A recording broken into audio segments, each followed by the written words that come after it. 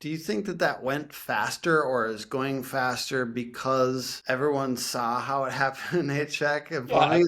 Let's that just, absolutely yeah. has a lot to do with it, right? That, imitation's the sincerest form of flattery, and they're like, "Hey, we saw what happened over here, and both in residential and commercial. How can we imitate that? And let's go buy some roofers, put them together, get some scale." What are some other ways to make ourselves attractive to a buyer? So I would say, the team is obviously important, right? Building out the team around you.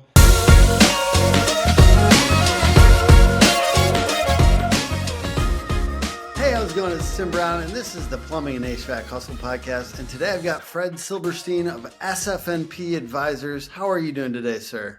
Doing really well, Tim. Happy to be here. Absolutely. We're talking about what to look for in a company buyer. And we're going to discuss a lot of things about private equity and M&A and all these things. This is going to be good for people that aren't in plumbing and HVAC. This is going to be good for you right now if you're considering over the next few years selling your company. And I'd love to get just a little bit of a high level of, what you guys have done so far, Fred.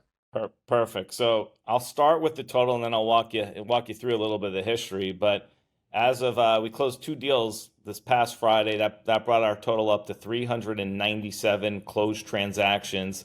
This really goes back 26 years, 3.2 billion in closed transaction revenue. I got my start at Price Waterhouse. I was one of these bean counters, right? And a little bit like slave labor, but it was a really good education experience, and realized I got exposed to some M&A there and realized I really liked the art of a deal. 1998, I was recruited out of there to join an HVAC startup called Blue Dot Services. When I started at Blue Dot, they had about 75 million in revenue. We grew to 350 million. The dot bomb happened, right, late 90s, early 2000s, and so the public markets didn't exactly cooperate. A lot different than what we see with private equity, right? And so I got to buy them, and then I got to sell them. So I got to do the acquisitions, and then I got to do the dispositions. And I don't know if I had the foresight or just some blind luck, but a couple of years into my Blue Dot stint, I had said to my boss, "Where do you see me in 5 years?" And she's like, "A lot more M&A experience," but I wasn't taking her job, and so I said, "Hey, can I start SF&P and keep you guys as a client?" And back then, very similar to today, everyone cared about EBITDA, right? And so she looked at it and was like, "We get 15-year money as opposed to direct expense. I think this is a great idea, Fred." They ran it up the flagpole. Everyone agreed. And January 1st of 2001, SF&P was officially launched with Blue Dot as my flagship buyer there. So Blue Dot ended up lasting, through the acquisitions, and then ultimately the dispositions ended up lasting till about 2004. Shortly thereafter, I met the Service Experts folks. This is back when they were owned by Lennox, Lennox being the big public company. Lennox had 49 bottom feeders. They brought my group in to help them unravel these, broken businesses for various reasons. So we helped them, work on that disposition work. Brings me to about '06. I met the ARS guys, and ARS was originally the first private equity deal. It didn't take off for, I'd say till 2015, but they were my big national buyer for a long time. And if they had something that wasn't performing, they knew they could, say, "Hey, Fred, help us get rid of this business." And so help them both on the acquisition and disposition side, for years until the PE craze. A lot of those ex Blue Dot guys were looking to buy businesses, so we'd get involved there, and there was always deals done locally. But really, in 2015, with Alpine and the Wrench Group, when they bought a business from us in Atlanta, Georgia, called Coolray. The CEO of the Wrench Group today is a guy by the name of Ken Haynes. He ended up with that business in Atlanta. He's been the CEO ever since for the last 9 years, and that was really Alpine's last acquisition before they flipped it to Investcorp. Today, it's backed by Leonard Green, but that's really when the craze started. Was in 15. In 2016, we did the Term Point became Term Point. It started with Downhauer Plumbing in Louisville, Kentucky, that we sold to Trivest. In 2017, we did the Horizon transaction with Sun Capital. Sun ended up owning it for 2 years and 7 months, did 10 add-on acquisitions. We sourced 6 of the 10. In 2018, we did the Gettle transaction. Everyone tends to know Ken Goodrich. We helped Ken with his first partner there, and Bomb Capital Partners. He was Um, the third guest on this podcast. It's oh still yeah, doing very well. So yeah, yeah, yeah. love Ken. Ken's a great, super great guy. Just ran into him a couple weeks ago at a convention in New York City, and he's doing his next roll up with electrical generators, right? So that's interesting in it of itself. And so that brings me to 19. Alpine, the original guys behind the Wrench Group, they had a 3-year non-compete sat out. Said, hey, we want to get back in. You have anything in Florida? So Alpine owns Apex. They started with Best Home Services in Southwest Florida, which became the platform for Apex. In 2020, we got Champions Group out of California into Arizona. We did several more deals with TermPoint, lots of $5 and $6 million companies. In 21, we actually did 46 transactions. We did the Any Hour transaction, Wyatt and Jeremy's business outside of Salt Lake City. We did the Isaac family business up in upstate New York in Rochester. In 22, we did 40 transactions. L. Catterton came in and bought Len the Plumber. Kind of simultaneous close was Tom Drexler Plumbing in Louisville, Kentucky. In 23, slowed down a little bit. Still did 25 transactions.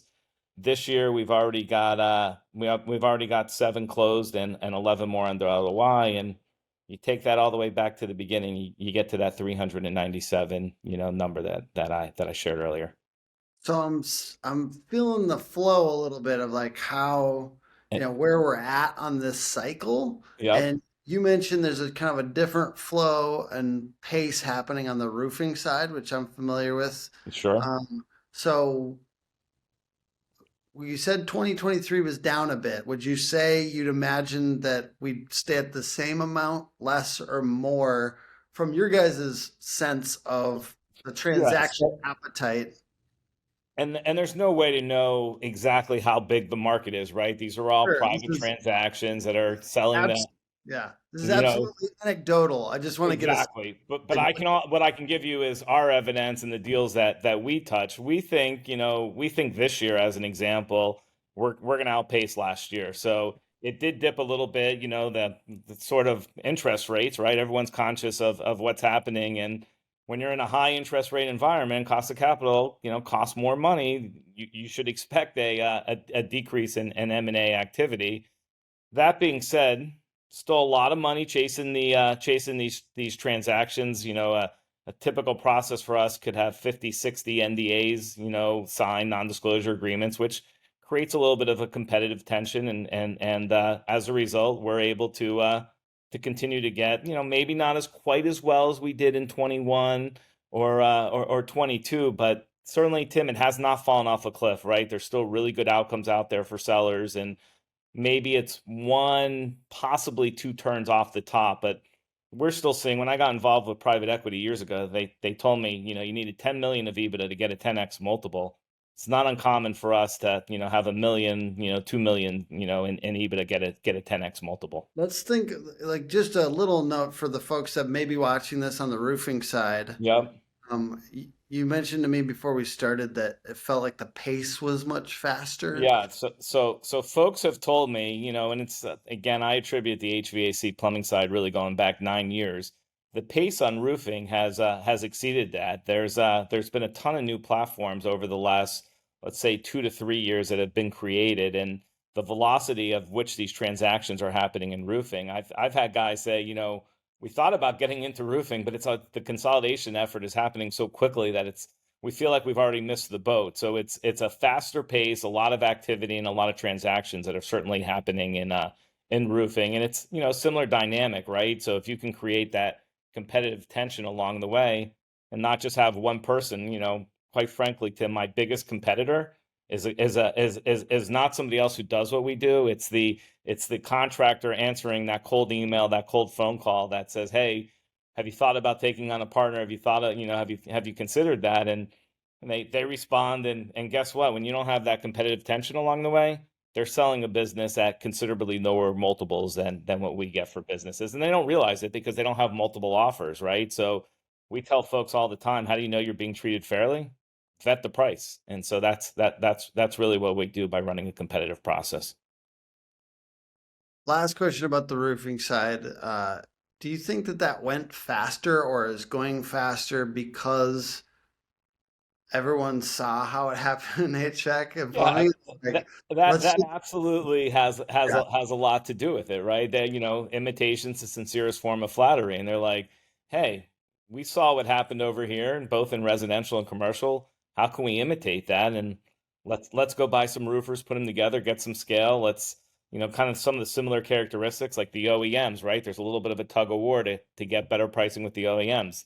That's got to be happening on the roofing side as well, right? When you get that purchasing power, guess what? You're going to get better pricing from your OEMs, and the only way to get that purchasing power is to do some sort of consolidation, combine some of these businesses and multiple different geographies. About the back end flips on HVAC and plumbing right now? Like, where are we at with that process? Like, were there some successful, like the big successful platforms that got flipped, and what percentage of them were flipped successfully? Because obviously there will be ones on all these that Yeah, don't quite land the way that was the sure. original idea was kind of put out there. And I think what the industry actually needs to figure out is as they continue to get scale, the way private equity works, let's just say you're taking your initial platform, whether in roofing or HVAC, let's just call it 10 million of EBITDA, and you want to 4x that EBITDA through M&A and through some organic growth, right? You want to take that 10 and get it to 40. At 40, you still have a ton of buyers, right? There's still mid-market private equity. A lot of folks will be interested. You've left some meat on the bone. Next guy comes in who buys it at 40 million. Now all of a sudden he wants to, quadruple it. So now you're talking 160 million. Now let's put a multiple on that 160. I'll use 20 because the math's easy, right? So that's 3.2 billion. So there Yeah. are some PE that can write that check, but usually it's a consortium of multiple, PE groups. We're seeing it already with Wrench. Wrench took on, two partners. Leonard Green took on two minority partners at the end of 22, right? So, as these get bigger, the industry needs to figure out, are they going to go public? And we've seen this on the commercial mechanical side, and you've seen, several success stories, but we have not really seen this on the residential side. So to me, or at least my theory is we're going to see some of these companies, go public. Who goes first? Will the same thing happen? Will there be several examples of, will there be some more imitation, right, and some more companies to go public? But I do think it's inevitable. The cheapest money out there is public money. It also comes with tons of rules and regulations, Sarbanes-Oxley, and everything else. And it's I've had some of the bigger groups say to me, Fred, if we're really going to go public, you'd know now because there's about a year's worth of back office folks that we need to add to the infrastructure to be able to deal with being a public company, right? But it just seems at a certain size and scale, we're going to see some of these folks, go IPO and see what that looks like. We think that'll be a big boom for business, as well. When that happens, that'll be a catalyst for the, either it's a continuation of the wave we're riding right now, or it's going to be the next wave. He does is he teaches the most valuable team in your business. He'll just add nothing but profit. There's so much money left in the call center. So much money. If you're not at a 90% booking rate, showing empathy on the phone, smiling on the phone, making sure they're having a better day after they got off the phone with you, then you need to call Power Selling Pros and see Brigham.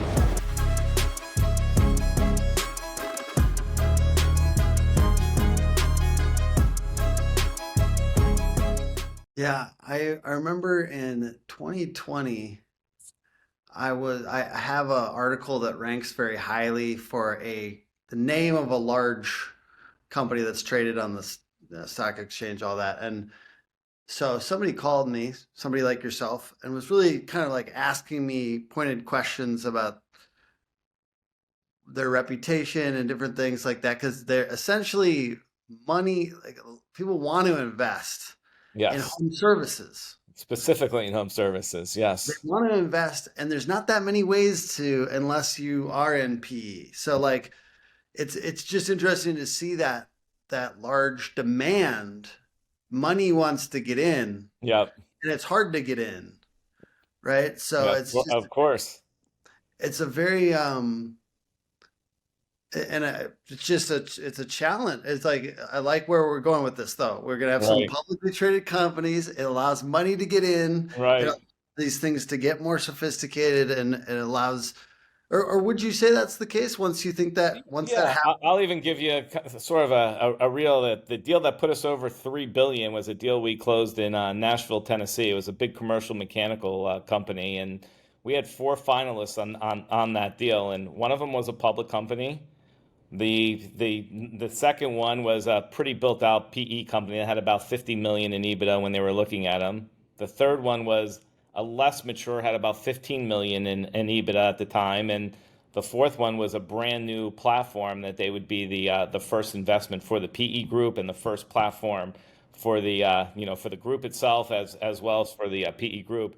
They actually chose that group, and the reason why they did is they felt they had more upside, more opportunity. The guys who go first have the best possible outcome. But the going through the process with that particular seller, they were really amazed at the four different versions, the four different folks who were looking at the business, and the differences between them, right? Going from the one they chose, who was a first investment for them, versus the public company, and what's different. One of the nice things, if you get in early with a PE company, is you get in a second bite, potential third bite, right? So they'll get in with this one group, they'll flip again. There's some rollover. That rollover will be worth. They refer to it as an MOIC, a multiple of invested capital. So there's several different turns that happen along the way.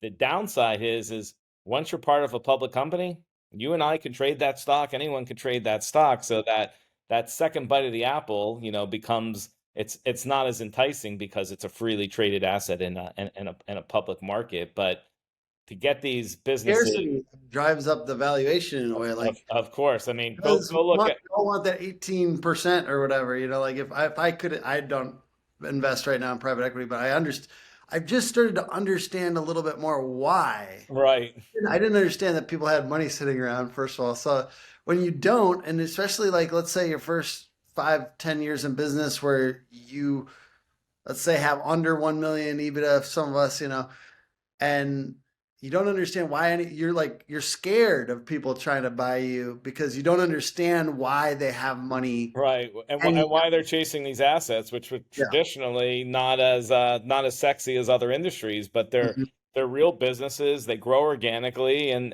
they like is roofing going away?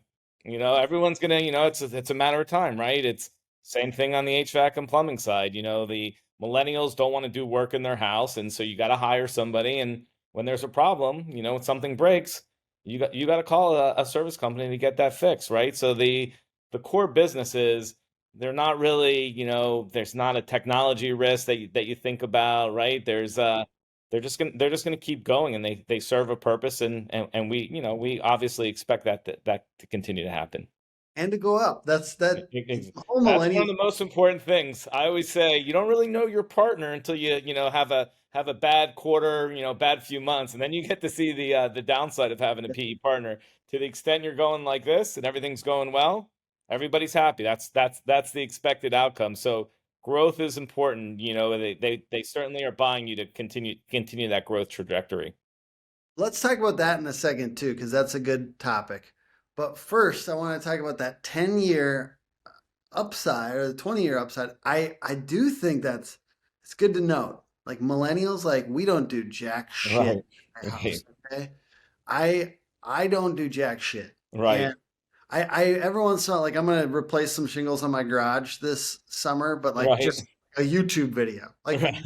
I'm not like it's That could go well or not, right? That could end up.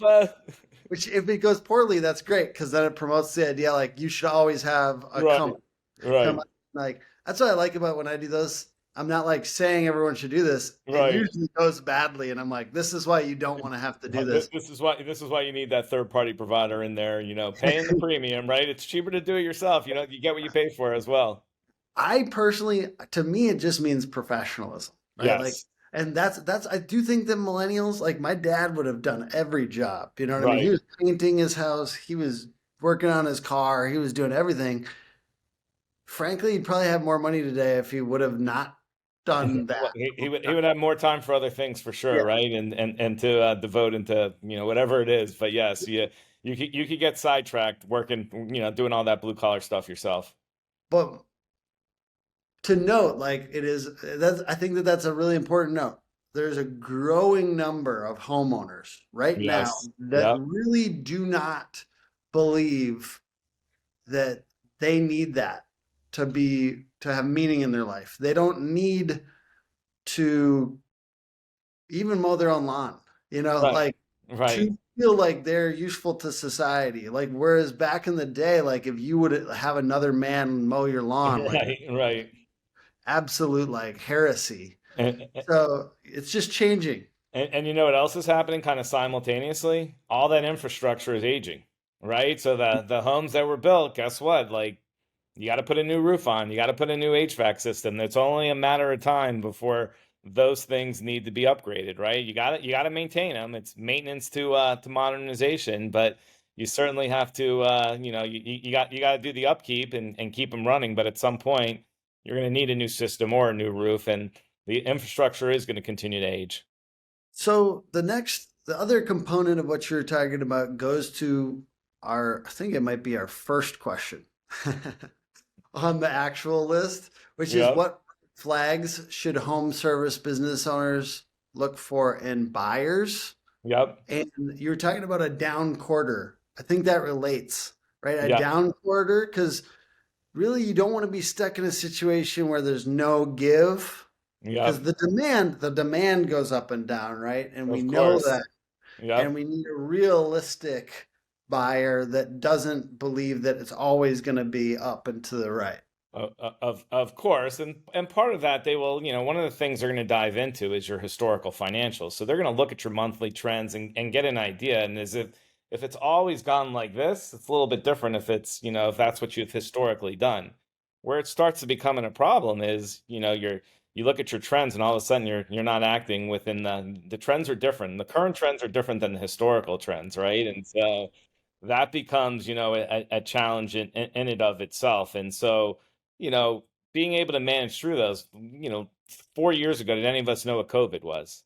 Right? It's like none of us had heard of this. None of us could have been prepared. And certain folks, were able to manage their businesses really well through the COVID challenge, right? And one of the interesting things, I'll tell you, years ago, Tim, these PE folks would be like, "Oh, there's a COVID pull forward. Guys they're staying home, and because they're staying home, they're replacing things faster." And I'm like, "Yeah, I remember 8, 9, and 10. These businesses did, really well. They were recession proof, and I'm like, they're COVID proof." But turns out, kind of seeing some of the results coming out of COVID, that COVID pull forward was true, right? And so you dealt with, some optimal timing during COVID because people were home in the house and wanted to, enjoy their house a little bit more. So hey, I have a 9-year-old system. I'm going to go ahead and put the replacement in now. I probably could have stretched for a few more years in normal times, but because we're all home, the family's home, and everyone's working out of the house, let me go ahead and put the new system in now. And so saw a little bit of it coming out of COVID. Certainly, we had a lot of tailwinds, and we got to see some headwinds. And when you see some headwinds, and you get to see performance comping down, you get to understand, your partner a little bit more. When things are going up and to the right, and you got this hockey stiff, that's great, and everyone's happy. But when that doesn't happen, and it's not always going to happen, that's when you get to see your partner. Unfortunately, when you talk about red flags, there's at that point you've probably closed on a transaction and done the transaction's close. You wouldn't necessarily the diligence period sort of isolated. Yes, there's some months in diligence, and you really need to perform while you're under that microscope of due diligence. But after the deal closes, the deal closed, and I think your question is what are the red flags you see kind of going into a process Yeah. as opposed to what happens when you're already married, right? It's The kind of red like flags. Yeah, it's kind of like employees. Like that's my biggest frame of reference is like it's really hard to know while you're interviewing. You could interview them 5 times, but it's hard to know if they're going to really be that guy or that Exactly. girl that's going to like Exactly. deliver on what they said they are going to. Exactly. So we would say, some other red flags, when you're thinking about picking a partner. I mean, capitalization's a big thing, right? Like do they have the money to close the transaction? And if they're, if you go through a Q of E, that's a quality of earnings when they're vetting the number, and you get through that successfully, and you still don't have the the purchase agreement, that's a pretty big red flag, right? If they're delaying, there's a reason why they're delaying. If the number's checked out, and then you're not advancing the ball, right? Generally, when you sign up for a deal and you sign an LOI, the buyer will put forth, a deal calendar, and they'll say, here's when we expect to have this, this, and this. And if you're going through that calendar and they're not hitting the marks that they laid out in that calendar, that's not good. That's a pretty big red flag as well. One thing that buyers, not buyers, one thing that sellers should really focus in on are the doing some reference calls, checking with other folks who have been in their position, right? And seeing, like, if they're not providing you a list of references, that'd be pretty concerning, right? They ought to have a track record, people they've worked with, and you want to know how it went, right? You're going to be in their position. Did they have not only getting through the transaction, did they have a second event where they were able to sell and had a great outcome, right? What private equity is really doing is they're making a bet. They're buying these businesses at a certain point, but they expect to sell them at a point that's significantly higher, right? And that could be through an M&A strategy to do add-ons, but it's also an important part of this is continuing to grow those businesses organically. So that's a big thing as well. Hey there, are you a home service business owner that's tired of your answering service just kicking the can down the road? Well, we can help. Pink Collars will assign a dedicated, supported, and trained individual to answer your phones, emails, texts, and even more. Give us a call at 888-325-7465, or better yet, check us out online, www.pinkcollars.com. Any other red flags? I would say, one thing that we've noticed recently is not understanding, what the expectation, right? Are you the guy in charge? Like, you're signing up and everyone's focused in on the outcome, getting the deal closed and having that, generational wealth, change hands. But it's pretty important to understand, what the role and expectation. Are you the guy? Are you the CEO of the new platform, or are they planning on replacing you? And having misaligned interests, that can throw a new marriage off pretty quickly. And I think it's important to be aligned and understand your expectations from the PE buyer. Do you have any like percentages on like how many CEOs, owners stay on, or I do. It's funny. I was just working on this for one of my past clients. They actually asked me, and so we ended up doing some data, and it was less than 50%. So I can tell you, it's sometimes we closed a transaction last week, and the buyer's like, look, we think you're our guy, for now, but maybe not forever. And so they were pretty clear. Then they set out, stipulations. We think you're our guy for the next kind of 2, 3, 4 years. At some point, whether, we need to start thinking about succession. A lot of times why people are even here to do a deal is succession planning. And so part of that succession planning is, they don't always want to be the guy. They may be, they may be aging and just maybe part of a retirement plan. But I always like to say, you don't just get the pull on the exit ramp. It takes time, and that exit ramp could take several years to really implement. And having that visibility and clarity with your soon to be partner, it's a pretty important step, right? Absolutely. So I was telling you, somebody gave me advice recently to go out to lunch with people that could buy my company and may have interest in buying my company, and just ask them what I would have to do to get to the valuation that I would like. Yep. I think that's really good advice. Go out to lunch with 2 or 3 people. I found that as I was talking to somebody, and not to like have them buy it, because honestly, the people that I'm talking to aren't necessarily interested in buying me, but like, hey, what would I need to increase my valuation? And this person said, it better work without you. Right. Well, that's a big thing, right? It's building the team that's beyond you, right? Like, there's working in the business, and then there's working on the business. And entrepreneurs, CEOs need to work on the business, not in the business. And the most important guy in your organization or in any of these service businesses The guys that are dealing with the field is the GM.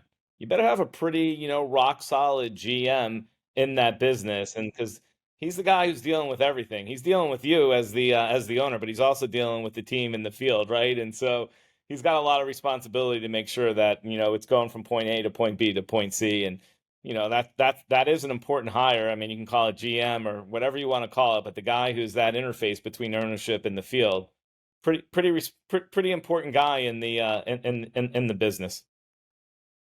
Let's ask some more questions around that particular topic. How do you make yourself more attractive to buyers? Hey, you could buy me, but in general for home service business owners, like what is the list of the top 5 things that we're doing to make ourselves more attractive? So obviously that the growth profile, you want to be paid a growth multiple. To me, a growth multiple is either high single digits or low double digits. You better be growing that business. If you flatline and have a business that's like this, which is nothing wrong with that, right? But you're not going to get a growth multiple for a business that's not growing. So I think let's talk about a specific example. Let's say I was 4 last year and I'm going to 5 this year. What do I want to be paced? Because I'm imagining, I'll go up over the next 10 years. And the percentages are going to fit that. Because it's scary to do this. Because then you don't want to have down years or too much plateauing. So like, what's the ideal pace? I know that there's no real answer here, but if you could give a little sense. I would say, and again, as the numbers get bigger, the growth rate's going to go down, right? If you're 100 million, it's going to be harder to grow 15 to 20%, right? It's just the numbers are just bigger, right? But if you're 4 million growing the 5 million, that's a million. You've grown 25%. That's a nice growth rate. I tell you, 25% is great. Yeah. I would even tell you a little bit lower than that. 15, 20% is those are great, growing businesses, right? So if you ask me, Sydney, don't close that deal. I'm just kidding. No, I appreciate that though, because I often feel anxious to grow as fast as possible, but I'm not planning on selling yet. So but you gotta manage the growth, right? That's, if you grow too big too quickly, it's going to escape from you, right? So it's growing in the right way. It's putting the right people in the right seats, building out, that executive team, your C-suite, right? Simple example. If a small business can get by maybe with even a fractional bookkeeper, a fractional controller.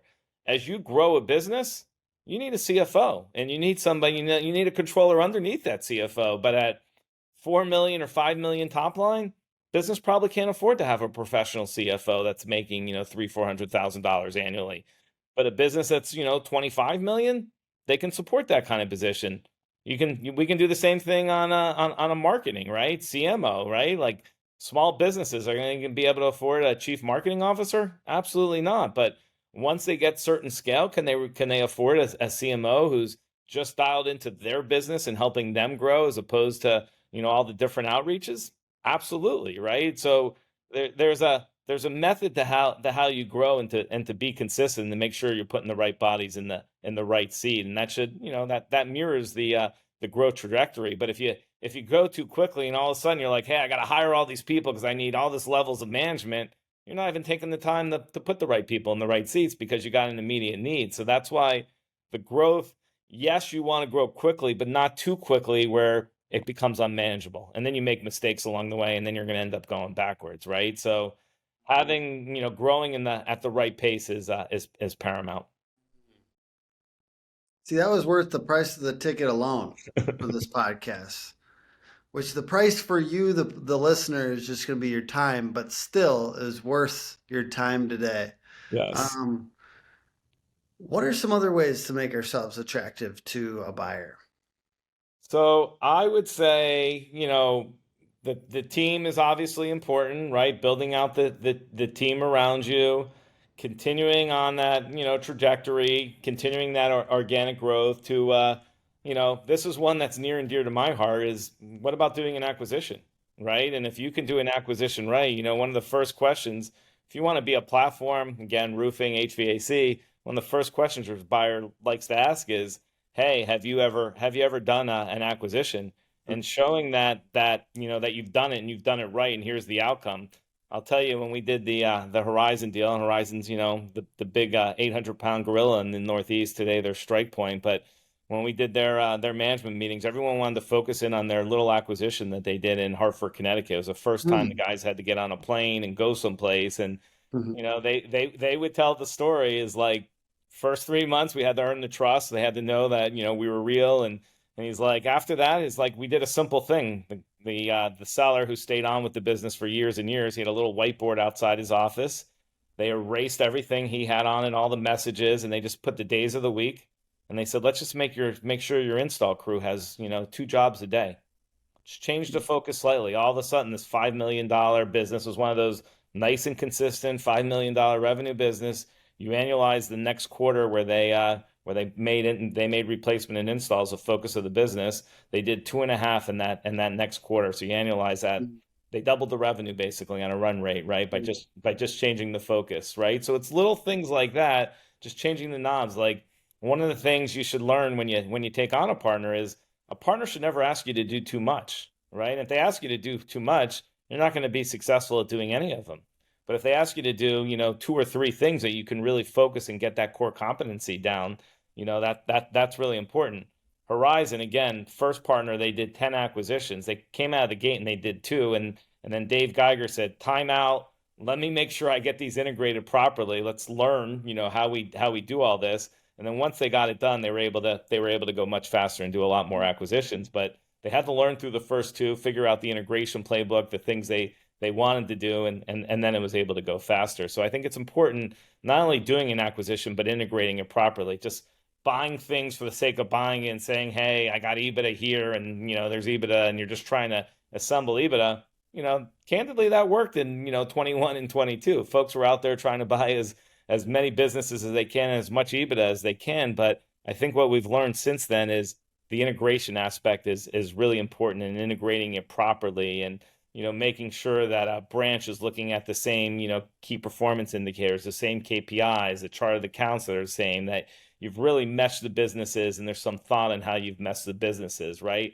You buy a business, it should be 1 + 1 should not equal 2. It should be something greater than 2 because of synergies and doing things the right way.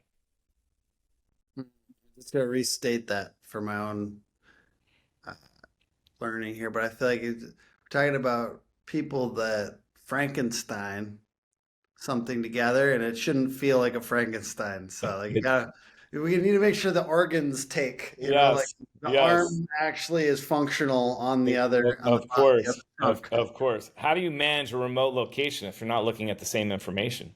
Right? And if everyone's looking at, oh, this is the way we did it, and this is the way over here they did it, but if everyone's looking at the same information, applying it and saying, okay, we're converting 60% of our leads.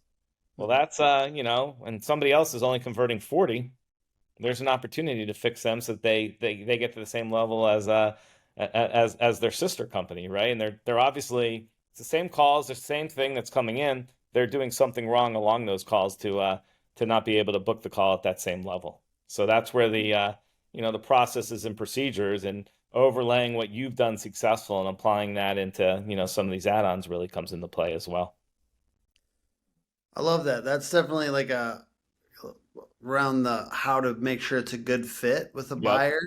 So we're talking a little bit about how to make sure it's a good fit. Do all platforms, or like private equity companies, excuse my lack of sophistication here, do they come with a thesis generally, like, or do you sometimes come up with that with them? And it sort of depends on where they are in their evolution, right? Now, if you're joining a group that's already done 45 to 50 acquisitions or something, they've got a playbook, right? And they're much more mature. If you're first in or first 2 or 3 in, guess what? You have a seat at that foundation table, and a lot of what you're doing is going to be rolled out to those other groups, the future acquisitions that happen past that. Do you guys come to companies with a thesis, or how does that work? I would say we represent sellers, and so when our goal is to give sellers options, and part of that is to walk them through, the mature and the not, and to see, where they fit in. Sometimes guys go into a process thinking, "Hey, I want to join. I want to be my own platform," and then they realize, we introduce them to some PE buyers, which would look at them as their own platform. They're like, "Oh my God, Fred, these guys know nothing about my business," right? Like the questions they're asking, and then you have that same conversation with somebody who's actually in your business and understands your business and understand the challenges of your business. Two totally different things. So you go in, you're like, yes, this is great. I can be the next platform. Then you realize how little they understand your business. It becomes a little bit less appealing, right? It's you want to enjoy who you're working with, and chemistry matters, right? And picking somebody, there's a lot of dollars, as we talked about, Tim. There's a lot of dollars, chasing these deals, right?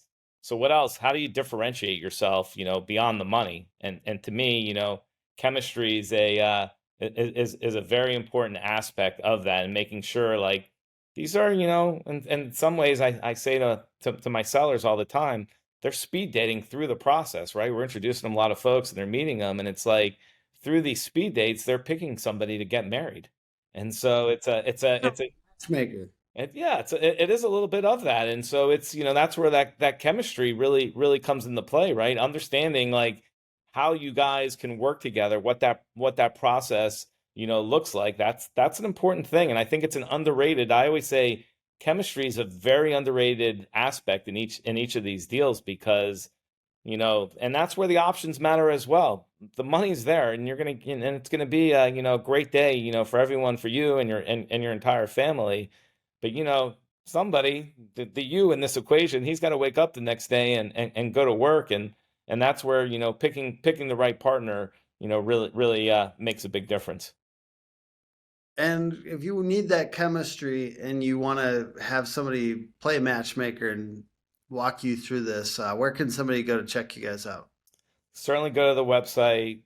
It's www.sfpadvisors.com. All the contact information is directly on the website. Awesome. And we got a little speed round here at the end. It's called Hot Takes and Cold Trends. Got it. What is a hot take that you have on the industry? Maybe more controversial, or you feel like some people might not agree with you? So, we talked a little bit about this, but my hot take is the public markets and the IPO, right? And where these assets end up, right? They get to a certain size and start getting, valuations well into the billions, $2, $3, $4 billion. Those are pretty big checks to write. And so I think, I think inevitably this is going into a public market. Folks can look at Comfort Systems as a testament to this. They're a big mechanical commercial shop, symbols FIX. Just go look at their 5-year chart on how that one's performed, and then say to me, how will a residential asset, perform in this type of setting, right? So I'm curious to see that, but to me, it's the IPO. It's someone going public with this, and then seeing the results in a public setting. So we're seeing a big upward graph is what I'm doing when I'm Googling. Yeah. Okay. Yeah. All right. That's pretty impressive, right? Very impressive. That's a nice looking graph. That makes me want to invest. All right. So cold trends, something you think people should stop spending time, money, or energy on.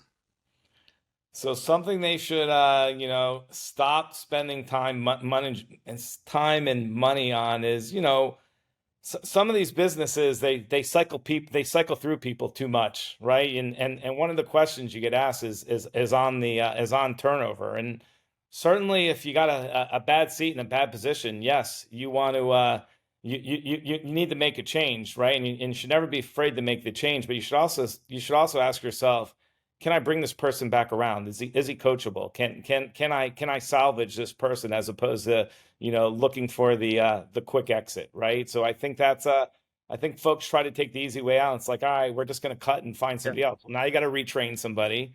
That's going to take time. Now they got to learn your people. They got to learn your culture, right? And so sometimes some good coaching and training with some of that team could go a long way, as opposed to just a quick cut and bait. Good mindset. Yeah. And then lastly, we have a featured segment called Money in the Phones, sponsored by Power Selling Pros. What's a phone systems improvement you'd recommend for home service businesses? So I think a lot of folks, and we're certainly Service Titan has Phones Pro, and that's been a big benefit. I think all these guys need a VoIP, right? A voiceover, for their to be alive. But I do think having the appropriate software, which something like Titan has those bells and whistles to give them a premium phone system is certainly important. Absolutely. Well, I appreciate you being on, sir. Thank you. Yeah, Thank you for letting me fun. pick your brain before the the Yeah, podcast. of course. Well, Of I'm course. learning, and I think this is such a under-discussed, and I know it might be over-discussed for you because you're talking to people, but it's just the broader, I think it's because people don't always understand it, so we're a little Yep. scared to kind of dive in or ask questions that might make us look dumb because we're talking Yep. about large sums of money and we don't want to look dumb to somebody that could. We always, and that's why it's good to have someone like us in your corner, because you ask us the questions, right? You don't spoil the relationship with the prospective buyer. These things can get pretty cantankerous, and so by having us in the middle of it, and you're coming to us, and we're dealing with the buyer, we're not emotional. But guess what? When you're selling your business, it becomes emotional, and so it's really good to have an intermediary, there every step of the way. You could show your hand and accidentally Exactly. do something dumb. Because, for instance, if I showed that I don't know what EBITDA means still, that's not going to play well. I'm Right. sure I will learn it in the next 10 years. But anyways, The point is, really appreciate you being on. Right. It's sfpadvisors.com. Check them out. Please check them out. They're also a sponsor of the podcast, and we really, really appreciate that. And we're grateful for that. This has been a really, really good episode. The podcast is put on by hookagency.com. Hook Agency all over social media. Please like, comment, subscribe, all the things. Thank you, everyone. Bye. Thanks, Tim.